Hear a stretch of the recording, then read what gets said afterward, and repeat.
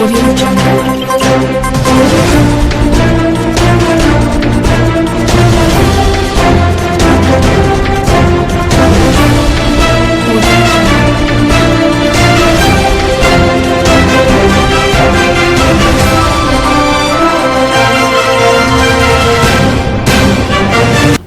Bon début de semaine à tous et à toutes, mesdames, messieurs, bienvenue dans cette grande édition du journal. À la une des actualités, crise sécuritaire en RDC, probable décret de l'état d'urgence comme le souhaitent certains Congolais. D'autres par contre s'y opposent. Vous suivrez de réactions dans ce journal. Demande d'aide des orphelins devenue monnaie courante sur les rues de Kinshasa et suscite plusieurs réactions de Tunois que vous suivrez dans ce journal. Le détail c'est tout de suite. Encore une fois, merci et bienvenue dans ce journal. Place au développement de titre. Garant République démocratique du Congo, le président de la République du Congo-Brazzaville estime que les sanctions n'ont pas toujours réglé le problème. Denis Sassou Nguesso l'a dit dimanche 16 février dernier à Addis Abeba. On l'écoute.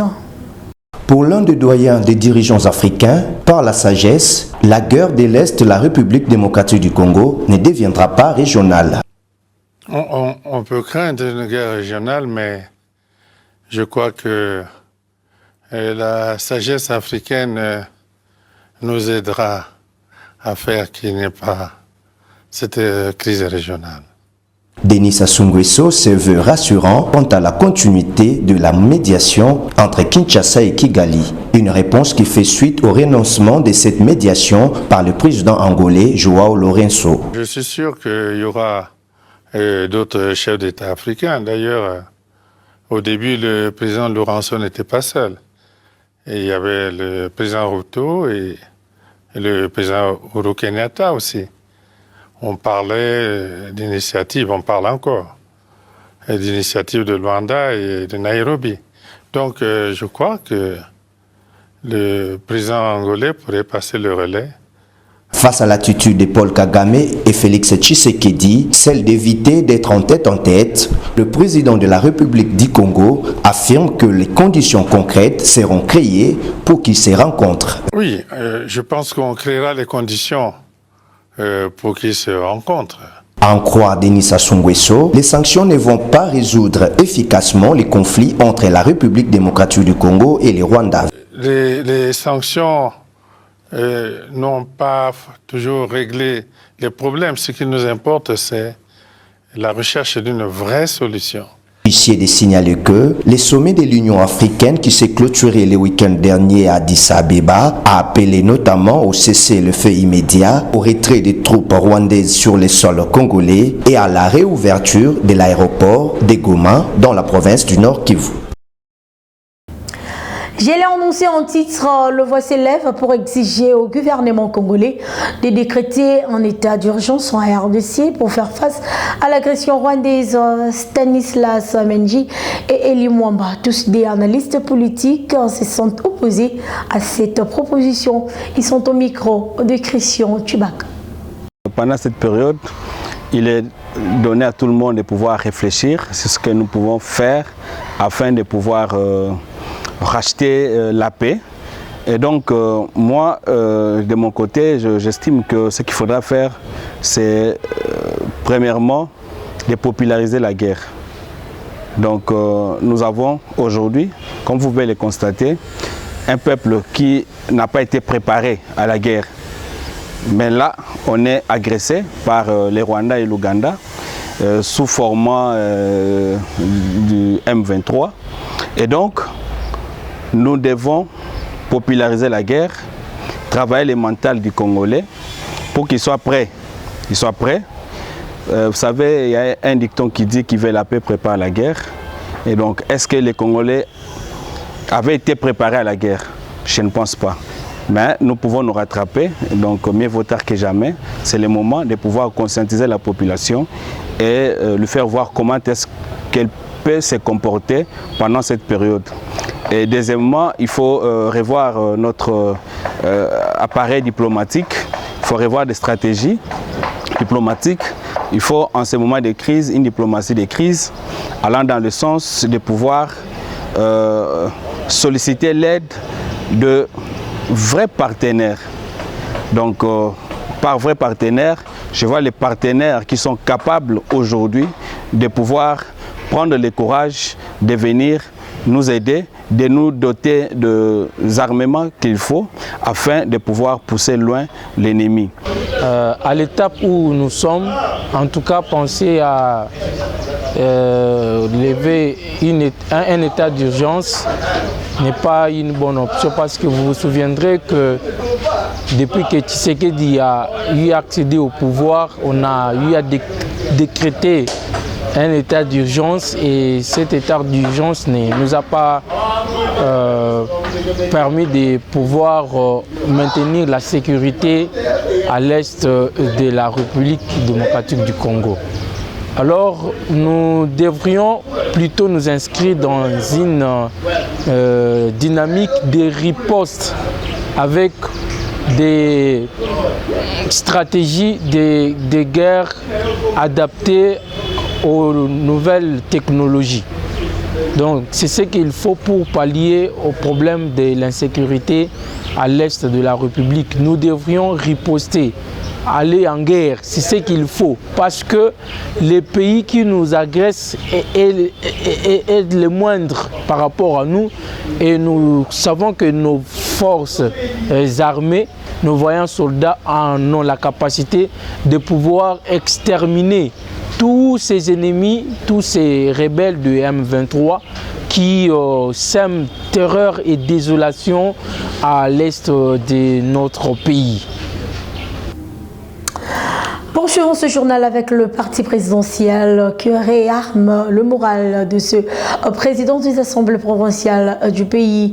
Ils ont été reçus ce week-end par le chef de l'UDPS, Augustin Kabuya, au lendemain du COPAP, conférence de président des assemblées provinciales de la RDC, qui s'est signé à Matadi, chef-lieu de la province du Congo central. Je vais citer les mots. Nous sommes retrouvés tous à Kinshasa en venant de Matadi, là où on avait pour la toute première fois la conférence des présidents des assemblées. Et nous étant donc les fils maison de l'UDPS, on s'est dit nous ne pouvons pas vraiment donc rentrer chez nous sans toutefois voir celui qui gère au quotidien le parti. Voilà le pourquoi de notre présence aujourd'hui donc au siège du parti, là où nous avons rencontré le secrétaire général qui fait l'intérim du président du parti. Et nous avons échangé avec lui. La première des choses, c'était d'abord les civilités. Et la deuxième des choses, donc, on a quand même donc partagé les problèmes que nous avons, qu'ils soient dans le pays, qu'ils soient dans la société, qu'ils soient là où nous sommes. Et lui aussi, il a été vraiment très attentif par rapport donc à nos préoccupations. Il nous a donné aussi des sages conseils et nous avons échangé en tant qu'homme d'État. En tant qu'élu du peuple, nous savons très bien que nous n'avons pas un autre pays en dehors du Congo. Ce Congo ici, pour que nous soyons là, nos pères se sont battus pour que nous puissions avoir l'indépendance. Aujourd'hui, 60 ans après, nous ne pouvons pas accepter qu'on soit sous le joug donc, du Rwanda. Là, nous appelons donc toute la population que la guerre en question n'est pas la guerre du président Tshisekedi. Cette guerre, si aujourd'hui nous comptabilisons les jours, nous sommes déjà au-delà de 30 ans. C'est-à-dire que c'est une guerre d'agression, une guerre de pillage de nos ressources naturelles, de nos ressources minières et consorts. Nous appelons la population, nous tous, pas seulement de l'UDPS, tout Congolais de là où il se trouve, d'être debout parce que cette affaire nous concerne tous. Cette affaire est pour notre existence. Si nous ne voulons pas nous mettre debout, sachons que demain, les Rwandais viendront nous coloniser. Et les jeunes gens qui sont en train d'être trompés à la cité ou dans nos provinces, pour dire c'est le moment d'aller donc entrer dans le mouvement de Nanga. Nanga n'est qu'un cauchemar des Rwandais. Je vous l'ai dit, demain, après-demain, vous entendrez qu'il n'est plus là. Les Rwandais vont l'éliminer, pas c'est leur activité. Une fois gagné leur butin, ils vont l'éliminer. Retour en image sur le rassemblement de familles militaires qui s'est déroulé samedi 15 février dernier à la Sikine de Lumba, avec un but de motiver le leur à continuer à se battre pour l'intérêt de la nation congolaise dans cette guerre imposée par le Rwanda. Suivez. Elles sont directement concernées par la situation sécuritaire dans la partie est de la République démocratique du Congo et font preuve de résilience pour faire échec au plan de l'ennemi rwandais. Les femmes et enfants de militaires libèrent leur parole et apportent leur soutien au commandant suprême des forces armées de la République démocratique du Congo, Félix Antoine Tshisekedi Tshilombo, qui s'emploie à défendre la patrie avec le Wazalendo, motivé par l'association sans but lucratif Cris des familles militaires. Cette composante de la cellule de base de notre existence se plus engagée dans l'effort commun, comme le dit le président de cette association, Glody Ngonga. Si aujourd'hui on était venu, c'était avec un seul but, faire comprendre aux gens que nous, nos parents, donnent leur vie pour ce pays. Ce n'est pas le moment de trahir ce pays. Le chef de l'État a dit tout haut, c'était qui les ennemis de ce pays? La République. Excellence, Monsieur le Président. Ça, c'est un message que les familles de militaires vous lancent aujourd'hui. Vous avez démontré votre détermination à mettre fin à cette guerre causée par nos propres richesses. Nous sommes prêts à vous soutenir, toutes les familles de militaires, parce que c'est nous qui restons ici orphelins. C'est nous qui restons veuves ici. Ne vous laissez pas intimider. Nous sommes prêts à vous soutenir, chef. De son côté, la coordonnatrice des CTHBEL, Virginie Ngonga, a appelé les différentes familles militaires à adopter une attitude responsable, évitant tout recours à la violence. Parlons tout à fait autre chose à présent. Partout dans le monde, le parent tente de convaincre les enfants de manger le légume vert et de grignoter de fruits plutôt que des aliments mauvais pour la santé. Et pour cause, le fruit et les légumes sont bons pour la santé. David Mbache nous en parle dans cet élément. Les preuves sont indéniables, les fruits et légumes sont un élément important d'une alimentation saine. Ils permettent aux enfants de bien grandir et renforcent les fonctions des organes du corps ainsi que le bien-être physique, mental et social à tout âge. Ils peuvent aider à prévenir toutes les formes de malnutrition, dénutrition, carence en micronutriments, surcharge pondérale et obésité et à réduire le risque de maladies non transmissibles. Avec la malnutrition, la mauvaise alimentation compte parmi les 6 principaux facteurs de risque associés aux maladies à l'échelle mondiale. Généralement, j'aime plus les oranges, avocats et papaye. J'en consomme beaucoup parce que d'abord l'orange a plusieurs vertus. Je suis une personne généralement qui souffre de problèmes de constipation. Donc, je prends les oranges parce que ça m'aide à aller facilement aux toilettes. J'aime pastèque, j'aime aussi ananas, un peu de tout. L'OMS recommande actuellement de consommer au moins 400 grammes de fruits et légumes chaque jour, soit 5 portions de 80 grammes. Ceci pour des avantages tels que la croissance et développement des enfants, l'espérance de vie allongée, une meilleure santé mentale, un cœur en bonne santé, réduction du risque de cancer, réduction du risque d'obésité, réduction du risque de diabète et tant d'autres. J'ai annoncé également en titre demande d'aide ou la collecte de dons au profit des orphelins a pris de l'ampleur remarquable à Kinshasa. Selon un constat fait par votre rédaction, ce système est une activité observée au quotidien sur le point stratégique de la capitale. Interrogés, les avis de Kinois se divergent. Si certains ne trouvent pas d'inconvénients, d'autres par contre s'y opposent. Je vais ces commentaires.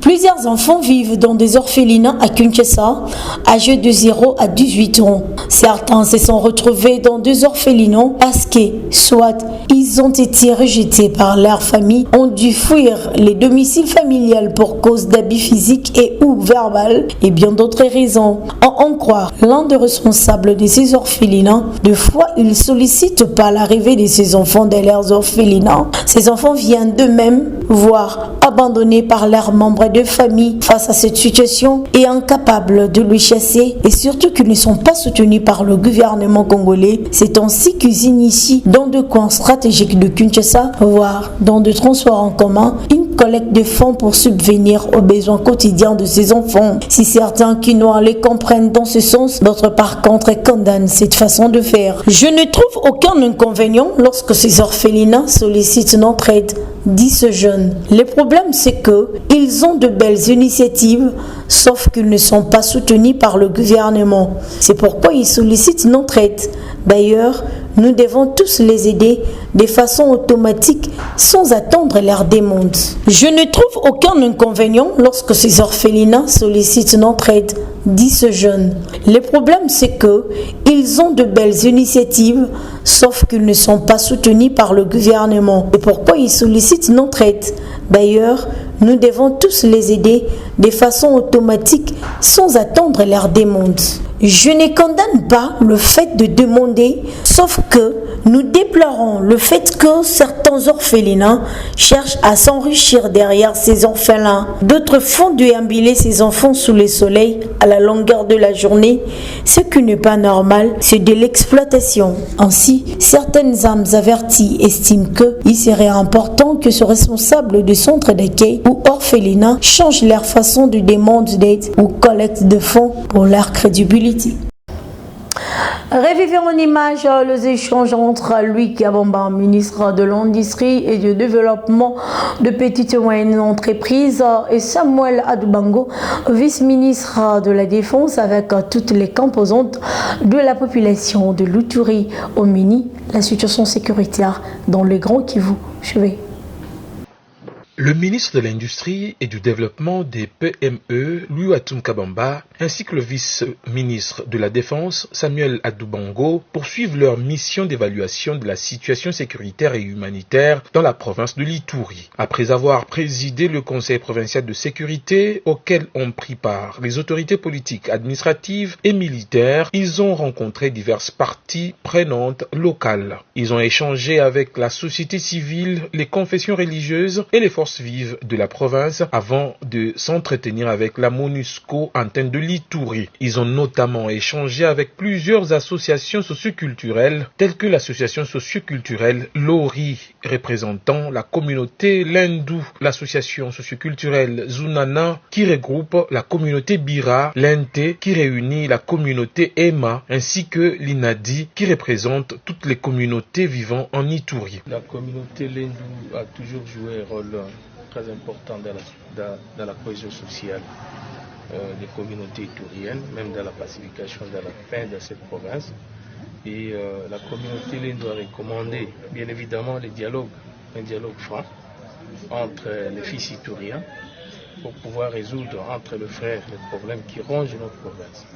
Je pense que nous allons continuer à faire ce que nous faisons de tout le temps, de sensibiliser notre population, mais également les groupes armés qui sont en train de commettre les exactions dans notre province.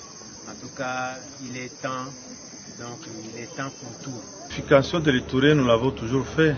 Le peuple aime, c'est un peuple hospitalier, c'est un peuple qui vit avec tout le monde, c'est un peuple qui a investi en Ituri.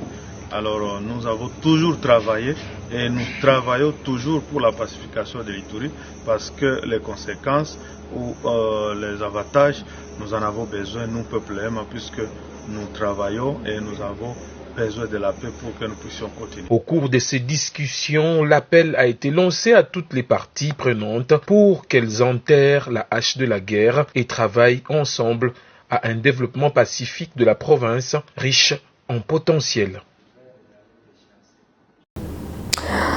Au Congo central, un militaire en état d'ivresse a ouvert le feu sur 3 personnes dimanche 16 février dernier vers 15h au quartier 4 Madiedia, près de la mosquée de Kumpisi, dans le territoire de Songololo. Jean au téléphone, le député provincial Julibert Salabiakou précise en l'écoutant. Un événement dramatique s'est produit à Kimpese, où un membre de la garde républicaine, affecté à la surveillance des installations des CEP Congo, en état d'ivresse, a ouvert les feux sur 3 personnes. Malheureusement, ces 3 victimes ont perdu la vie. Ce n'est pas la première fois que ce genre de tragédie s'est produit. En effet, il s'agit de la 2e fois que des comportements similaires sont rapportés et cela soulève une série de questions sur les comportements de cette unité et sur les mesures de sécurité en place. Ces événements ne devraient jamais se produire et il est impératif que des mesures soient prises pour éviter qu'ils ne soient reproduits.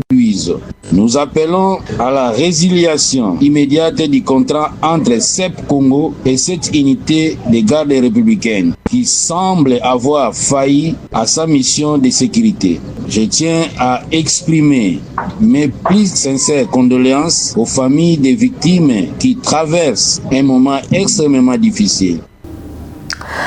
Le retour en province de l'honorable Christian Kitungwa, gouverneur du Tanganyika, dimanche au 16 février, après avoir participé aux assises de Mining Indaba en Afrique du Sud. Quel a été l'impact de ces activités sur le Tanganyika? Le réponse dans cet élément. Nous, en tant que province du Tanganyika, c'est pour la première fois que le Tanganyika participe au forum de Mining Indaba, le forum qui réunit presque tous les investisseurs dans le cadre principalement de mines et les autres secteurs. Et donc le Tanganyika s'est manifesté non seulement par rapport à la présence, mais nous avons eu notre propre stand et nous avons exposé nos ressources. Et ça a été un bon retour. Nous avons eu à rencontrer plusieurs investisseurs qui ont beaucoup appris sur le Tanganyika et qui ont manifesté l'intérêt de vouloir investir dans le Tanganyika suite à notre positionnement stratégique, également aux ressources que nous avons. Et donc nous dirons que c'est un point très positif pour nous parce que désormais, nous allons voir de va-et-vient de certains investisseurs qui vont vouloir mettre la main à la pâte pour le développement de la province. Page noire dans ce journal, initialement prévu dans la salle Villanova à Kinshasa, la veillée mortuaire des obsèques du chef de bureau de la division de communication en presse de l'inspection générale de finances IGF à Poipan a été délocalisée. Elle se déroulera dans la salle Emamila Palace, située sur l'avenue Kato numéro 13 dans la commune de Lungwala, à proximité de l'école Révérend Kim de l'avenue 24 novembre. La levée du corps aura lieu mardi 18 février à la morgue de l'hôpital du Cinquantenaire, suivi de l'enterrement au cimetière Nécropole 1. Voilà, paix à son âme. Fin ce journal, mesdames, messieurs, mais d'abord, le rappel des titres. Crise sécuritaire en RDC, probable décret de l'état d'urgence comme le souhaitent certains Congolais. D'autres par contre s'y opposent. Vous avez suivi de réactions dans ce journal. Demande d'aide des orphelinats devenus monnaie courante sur le rive de Kinshasa et suscite plusieurs réactions de Quinois que vous avez suivies dans ce journal. Voilà, mesdames, messieurs, c'est par ici que nous mettons un point final à cette grande édition du journal. Merci à vous tous de l'avoir suivi. D'ici là, portez-vous bien. Bon suite de programme sur nos antennes. Au revoir.